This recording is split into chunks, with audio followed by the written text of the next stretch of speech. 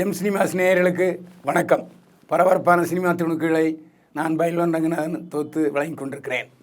நயன்தாரா நடித்த அன்னபூரணி ஓடிடியிலிருந்து நீக்கம்.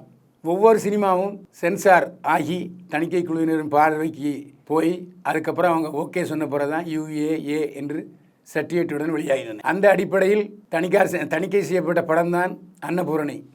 அன்னபூரணி படத்தில் நயன்தாரா, சத்யராஜ், ஜெய் மற்றும் பலர் நடித்திருந்தார்கள். தினேஷ் கிருஷ்ணா கதை, திரைக்கதை, வசனம் எழுதி இயக்கியிருந்தார். இந்த படம் தமிழ்நாட்டில் தியேட்டர்களில் வெளியானது. அதுக்கப்புறம் சமீபத்தில் நெட்ஃப்ளிக்ஸில் வெளியானது அன்னபூரணி படம்.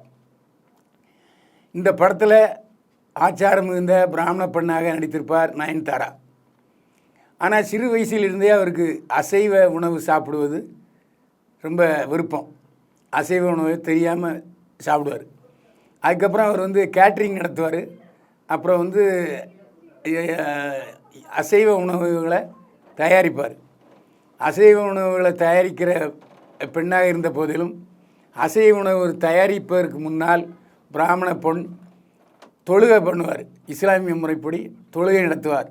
அது மட்டுமல்ல, ராமர் அசைவம் சாப்பிட்ற மாதிரியும் இந்த படத்தில் காட்டியிருக்காங்க. சர்ச்சைக்குரிய வசனங்கள் இடம்பெற்றிருந்ததாக இந்து முன்னணியினர் மும்பையில் வழக்கு தொடர்ந்தார்கள், புகார் தெரிவித்தார்கள். இந்த அடிப்படையில் நெட்ஃப்ளிக்ஸ் நிறுவனம் முதலாக தான் வெளியிட்ட அன்னபூரணி படத்தை ஓடிடியிலிருந்து விலக்கிவிட்டது. இதற்கு காரணம் ஜெய் மேலையும் நயன்தாரா மேலையும் ஒரு வழக்கு போட்டு விசாரணை நடந்து கொண்டிருக்கிறது. அது மட்டும் இல்லாமல் இந்து முன்னணியினர் கடுமையான எதிர்ப்பு தெரிவித்ததன் காரணமாக அன்னபூரணி படம் நெட்ஃப்ளிக்ஸிலிருந்து நீக்கப்பட்டது. நெட்ஃப்ளிக்ஸில் ஏன் அன்னபூரணி படத்தை நீக்கிவிட்டீர்கள் என்று கேட்டதற்கு சர்ச்சைக்குரிய காட்சிகள் நீக்கப்பட்டு மீண்டும் ஒளிபரப்பாகும் என்று தெரிவித்து விட்டார்கள்.